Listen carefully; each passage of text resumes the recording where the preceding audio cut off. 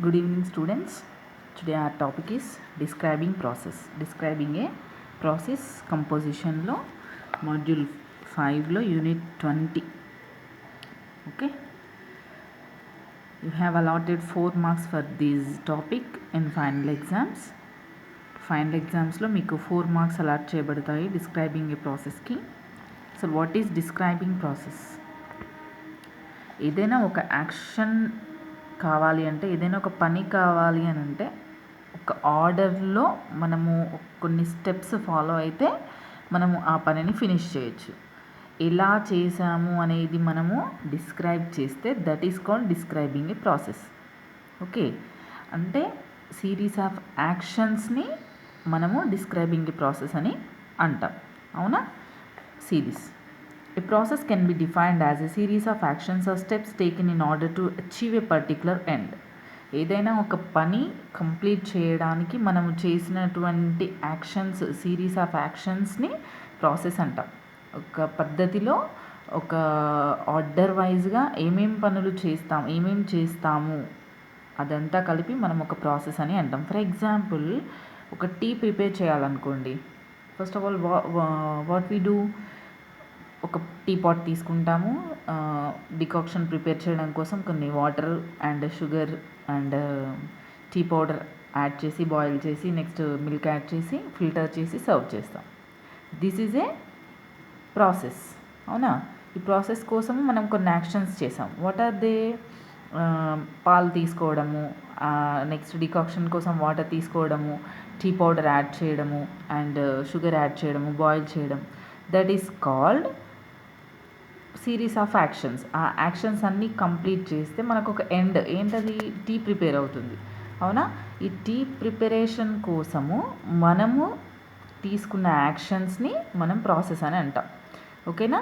That is a process can be defined as a series of actions or steps taken to achieve a particular end. అయితే ఒక ఆర్డర్లో చేయడం అనేది కూడా important. ముందు sugar and tea powder add చేసి after మనం దాన్ని వేడి చేసి తర్వాత మిల్క్ యాడ్ చేయడం అనేది అది రాంగ్ ప్రాసెస్ అవుతుంది. అవునా? సరైన ప్రాసెస్, కరెక్ట్ ఆర్డర్లో కరెక్ట్ స్టెప్స్ మనం తీసుకుని మనం దాన్ని చేస్తే that is called a describing process.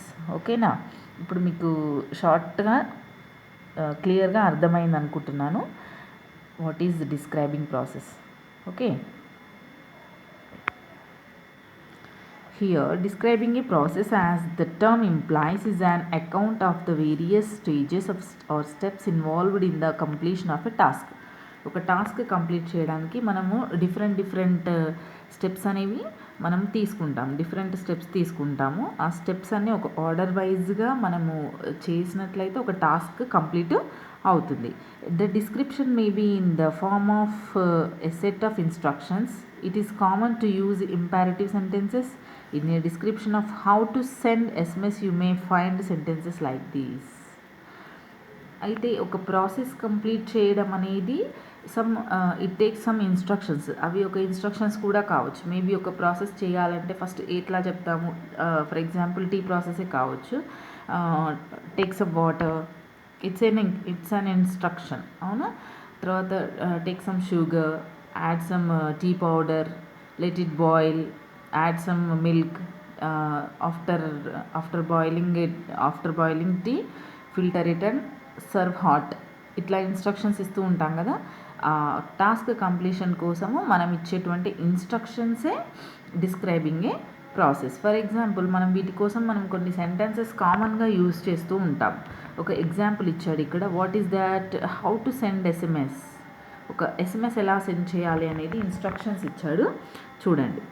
From your phone's main menu, find the messages option, then select text message. First ఏం చేయాలి? First take your phone and from your phone's main menu find the messages.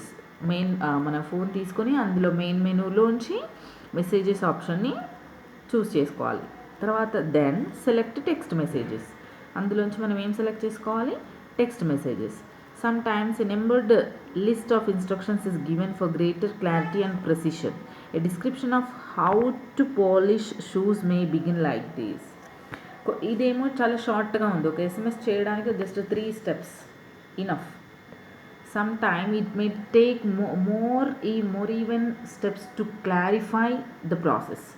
ఒక ప్రాసెస్ని, ఒక టాస్క్ని మనం explain చేయడానికి sometimes ఎక్కువ instructions అవసరమయ్యి ఉండొచ్చు. ఫర్ ఎగ్జాంపుల్ ఇక్కడ షూ పాలిష్ అనేది తీసుకున్నారు.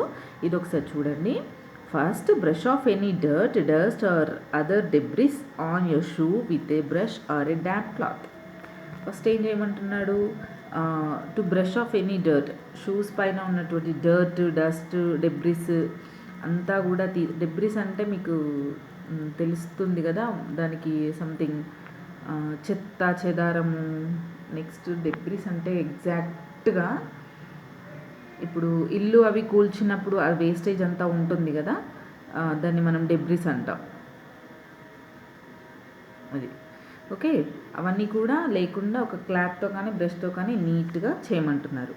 Next, apply a little shoe polish to the shoe with a brush or an old cloth. ఒక క్లాత్ తీసుకొని దానికి కొంచెం షూ పాలిష్ని అప్లై చేయమంటున్నారు. Using the same colour of polish as that of the shoe. ఏ కలర్లో ఉందో ఆ కలర్ పాలిష్ తీసుకోండి, అప్లై చేయండి. After that use the brush to remove any excess polish off the shoe. ఒకవేళ ఏదైనా ఎక్సెస్ పాలిష్ ఉంటే దాన్నంతా రిమూవ్ చేయండి. Next,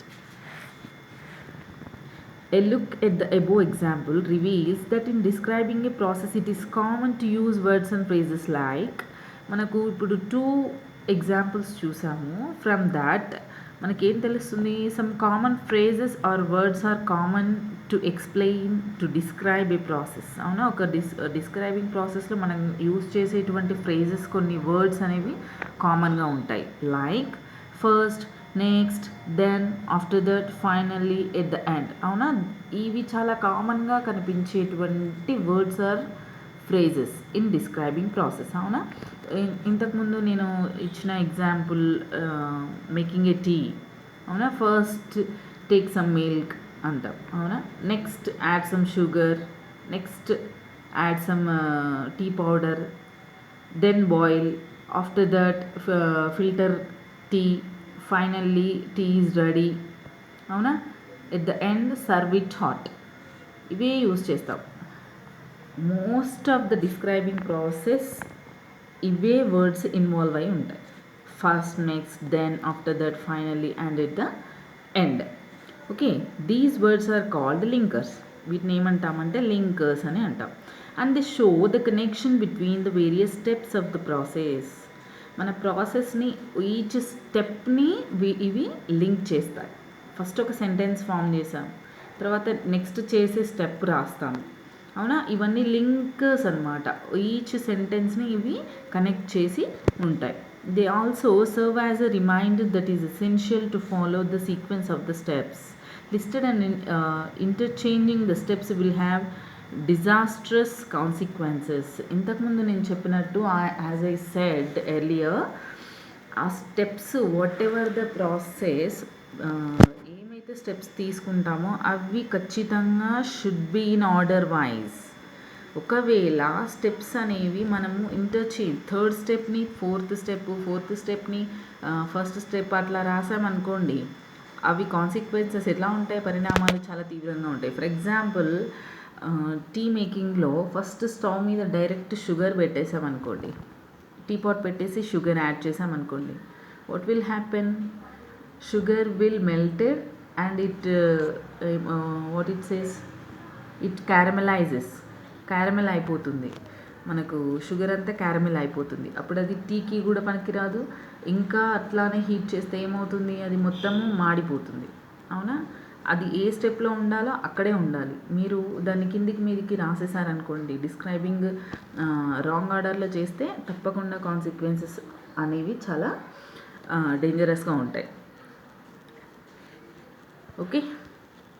And when a process is described in the form of a cohesive paragraph rather than as a numbered set of instructions, it is common to use the passive voice. మామూలుగా ఈ numbered of instructions ఏవైతే ఇస్తామో అవన్నీ passive వాయిస్లో మనము చేయడం జరుగుతుంది. the focus is placed on the task being performed rather than the agent who performs it.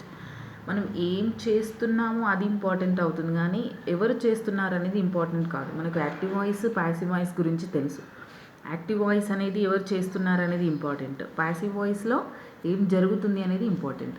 Like that ఇక్కడ డిస్క్రైబింగ్ ప్రాసెస్లో కూడా సేమ్, మనకు ఎవరు చేస్తున్నారు అనేది ఇంపార్టెంట్ కాదు. ఒక టీ ఈజ్ ఎ ప్రాసెస్, అది టీ ఎలా చేస్తామన్నది ఇంపార్టెంట్, ఎవరు చేస్తున్నారు అనేది కాదు కదా. Like that. Okay, next some more examples are here.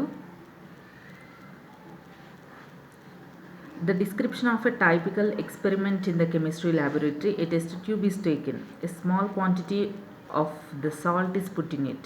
ఒక టెస్ట్ ట్యూబ్ తీసుకుని స్మాల్ క్వాంటిటీ ఆఫ్ సాల్ట్ని యాడ్ చేస్తున్నాం. A few drops of sulphuric acid or added, it is observed that. ఇలా రాస్తాం మనం నేను తీసుకున్నాను, నేను ఇది చేశాను అలా రాయము కదా. ఎందుకంటే ఆ ప్రాసెస్లో ఏంటి, ఒక టెస్ట్ ట్యూబ్ తీసుకుని అందులో సాల్ట్ యాడ్ చేసి సల్ఫ్యూరిక్ యాసిడ్ యాడ్ చేస్తే ఏం జరుగుతుంది అనేది డిస్క్రైబ్ చేస్తున్నాం. ఎవరు చేస్తున్నాం అనేది ఇంపార్టెంట్ కాదు. ఓకే, అండ్ ఈ డిస్క్రైబింగ్ ప్రాసెస్లో మనకు 2 టైప్స్ ఉంటాయి. నేను స్టార్టింగ్లోనే చెప్పాల్సింది, this is the mistake. Describing ప్రాసెస్లో స్టెప్స్ అనేవి సీక్వెన్స్గా ఉండాలనుకున్నాం కదా. ఇప్పుడు నేను చెప్పేది స్టార్టింగ్లో చెప్పాల్సింది ఇప్పుడు చెప్తున్నాను. ఇలా చెప్పడం అనేది రాంగ్. డిస్క్రైబింగ్ ప్రాసెస్లో ఇదే చెప్పుకుంటున్నాం మనము, ఇక్కడే ఆ మిస్టేక్ జరిగింది. అయితే ఈ డిస్క్రైబింగ్ ప్రాసెస్లో మనకు ఫ్లో చార్ట్లో కూడా మనము డిస్క్రైబ్ చేస్తాము. ఇది కొంచెం ఈజీగా ఉంటుంది. జనరల్గా డిస్క్రైబింగ్ ప్రాసెస్ మనం ఒక పారాగ్రాఫ్ లాగా రాస్తాం, ఒక 5-6 లైన్స్ ఆర్ 2 పారాగ్రాఫ్, 5-6 లైన్స్ ఉన్న ఒక 2 పారాగ్రాఫ్స్ లాగా రాస్తాం మనము. బట్ సమ్టైమ్స్ ఫ్లో చార్ట్ లాగా కూడా అడగొచ్చు. ఫ్లో చార్ట్ అయితే చాలా ఈజీగా ఉంటుంది. స్టెప్స్ అనేవి ఫ్లో చార్ట్ లాగా ఈచ్ స్టెప్ మనము డ్రా చేస్తాం ఫ్లో చార్ట్లో. A flow chart is a diagrammatic representation of the various steps involved in a process. If you refer to the ones given in this book, it is apparent at once that the flowchart are simply a listing out of various steps. Flowchart అనేది చాలా simple and easiest describing process. మనకు అది చూడగానే ఈజీగా అర్థమవుతుంది. First ఏం చేస్తాం, next ఏం చేస్తాం, ఆఫ్టర్ దట్ ఇట్లా స్టెప్స్ అనేవి ఈజీగా అర్థమవుతాయి. ఏమంటారు, గ్రాఫికల్గా ఉంటుంది కాబట్టి easily understanding and easy to write also. ఎన్ని స్టెప్స్ అయినా మనము లిస్ట్ చేయొచ్చు. అది ఫ్లో చార్ట్లో కూడా చూస్తాం. Next, given below are some examples of describing a process. The topics may be of use in your daily life. మనకు డిస్క్రైబింగ్ ప్రాసెస్లో కొన్ని డిస్క్రైబింగ్ ప్రాసెస్ అనేవి ఇచ్చారు. అవి మనకు డైలీ లైఫ్లో కూడా యూజ్ అవుతాయి. మనము వాటి నుంచి వాయిస్ ఎట్లా ఉంది అండ్ టెన్సెస్ ఏం యూజ్ చేస్తున్నాము అనేది మనము అబ్జర్వ్ చేయొచ్చు. ఇచ్చారు మనకు describing process 3 or 4. Preparing potato fry, sending a letter by registered post and applying for a passport, buying a mobile phone. 4 examples and some 10 exercises are given. Exercises were given. Okay, ఇది ఈరోజు topic what is describing process అనేది. Next క్లాస్లో మనము ఎగ్జాంపుల్స్ని and ఎక్సర్సైజెస్ని చూద్దాం. Okay.